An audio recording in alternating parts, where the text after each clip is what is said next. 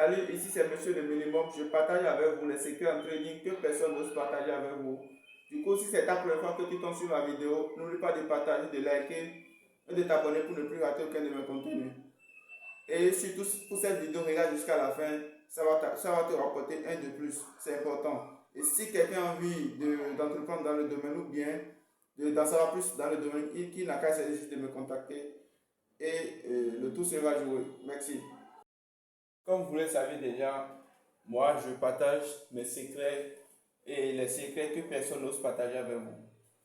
Regardez, ici, d'ici à là, nous avons constaté que le marché est dans une tendance baissière.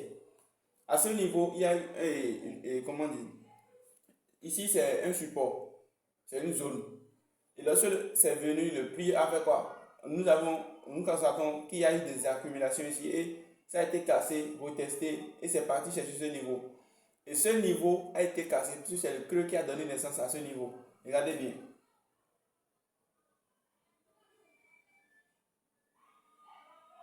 Et vu que ça a été cassé, nous allons attendre que, le prix revienne tester à ce niveau pour aller chercher une hausse. Pour aller chercher peut-être ce niveau ou bien ce niveau. Maintenant, regardez, lorsque c'est venu, c'est reparti chercher un autre niveau qui est ici. Et au final, ça n'a pas continué. Ça a créé une ligne de tendance. Maintenant, la ligne de tendance, pour d'autres, ils vont attendre que ça redescende sur ce support, casser la ligne de tendance pour aller chercher ce niveau et ce niveau. Maintenant, vous allez constater quoi?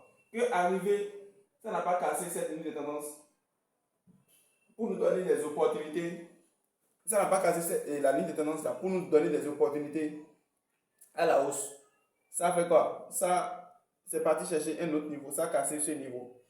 Maintenant, notre ligne de tendance, ça veut dire que c'est toujours maintenu et c'est toujours là. Et ce que je vais vous expliquer, c'est là le piège que j'ai à vous expliquer. À ce niveau, ça fait quoi? Cette ligne de tendance a été cassée. Et vu que la ligne de tendance a été cassée, nous allons attendre que ça soit retesté pour aller chercher un autre niveau. Mais le piège qu'il y a là, c'est que quoi? Ici, c'était un niveau qui a servi à la fois support et résistance. Du coup, lorsque cette ligne de tendance a été cassée, la cassure est tombée plus bas sur la zone qui a été servie et qui a servi du support de résistance.